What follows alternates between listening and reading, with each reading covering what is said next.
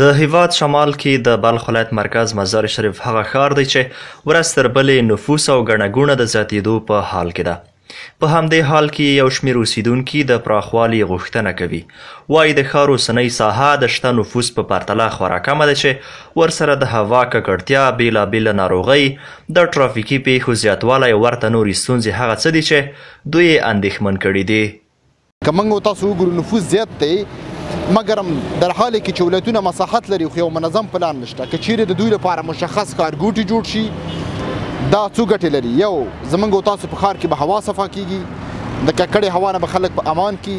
زموږ او تاسو روغتونونه، ښوونځي کولی شو په کارګوټو کې ورته جوړ کړو تر څو د دنه کاریان هم ښه برخمن شي او هم زموږ او تاسو ښار پاک شي. زموږ او تاسو کاریان د خپل کاروبار په آزاده، صافه او ښکلې هوا کې ترسره کړه. ښار مرکزي مساحت دې نفوس ته کم ده، نو باید ده چې حکومت په هر ګوټ کې د ښار یو ښارګوټی جوړ کړي، ځکه فعلا موږ او تاسو وینو چې د ښار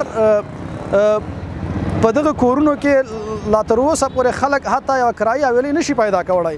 دغه د دې سبب ده چې ښارګوټي نشته ده. اوس موږ او تاسو ماشاءالله امنیت ده، خلک ډیر راځي ښارونو ته، غواړي چې په ښارونو کې ژوند وکړي. نو لکه څنګه چې 400 کیلومتره د ښار مساحت ده، نظر مساحت ته چې موږ او تاسو وګورو ښارګوټي پکې کم دي. دا په داسې حال کې ده چې څه موده وړاندې د مزار شریف ښار ختیځ لور ته په څه باندې 2000 جریبه ځمکه باندې د شهرینو په نوم ښارګوټی چې شاوخوا 2 لسیزې د فساد او درغلۍ له امله بې برخلیکه پاتې شوی و، خو اوس تازه د مزار شریف ښاروالۍ ماسټر پلان مطابق پرانسته شوی.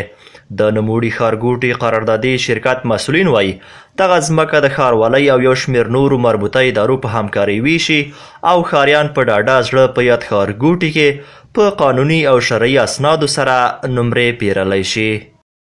شهرک 2722 جریب زمین احتوا میکنه که شامل حدود 8000 نمره رهایشی میشه و بالاتر از 500 بلند منزل های رهایشی و تجارتی که الحمدلله این شهرک از تمامی ارگان های دولتی به همکاری و همیاری محترم مزار شاروالی فعلا در مرحله تطبیق، اجرا و فروشات قرار دارد.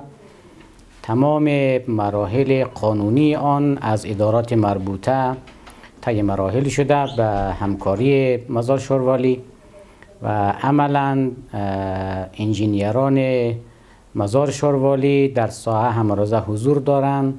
از کارهایی که در پروژه انجام میشه، از توزیعات زمین، همه بخش‌ها را نظارت دارند. په همدې حال کې مسؤلین نه یوازې چې د یاد ښارګوټي پرانست او د ځمکو د پیرلو د پیل کېدو لړۍ قانوني بولي، بلکې وایي د مزار شریف 450 کیلومتره مربع پراخوالی او پکې میشت 1.5 میلیون نفوس ته په کتو باید د ورته نورو ښارګوټو جوړېدو لپاره هم اسانتیاوې برابرې شي. د مزار شریف ښار 460 کیلومتره دی، یعنی 460 کیلومتره مربع موږ د مزار شریف ښار د اوس پلنی مساحت دی. خو اما چې اوس بیا پر دې سربیره بعضې خلک چې غیر قانوني شارکونه یې جوړ کړي دي، کیدای شي دغه مساحت د دې نه هم پسې اضافه وي. که چیرې موږ تاسې داسې شارکونه لکه د اشارینه و مخکې د دې پلان هم معلېدلی، پلان د جمهوریت په وخت کې دې ویزه شوی دی. که داسې موږ تاسې یو شارک جوړ کړو چې هغه هر څه پلان یې د قانونو د اصولو د ښارسازۍ او د ښاروالۍ د اصولو د قانون مطابق وي، نو هلته بیا هر سړی کوشش کوي چې داسې ځای نمره که یوه نمره اخلي یا زیاته اخلي، داسې ځای اخلي چې هغه د قانونو د اصولو سره سم وي.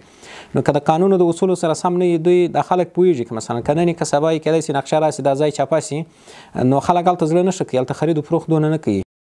د معلوماتو له مخې دا مهال د بلخ مرکز مزار شریف ښار شاوخوا کې څه باندې 50 قانوني او له 100 زیات غیر قانوني ښارګوټي پرانستل شوي چې د ښاریانو غوښتنو پر اساس تازه د شهرینو په نوم یو بل ښارګوټی هم پرانستل شو.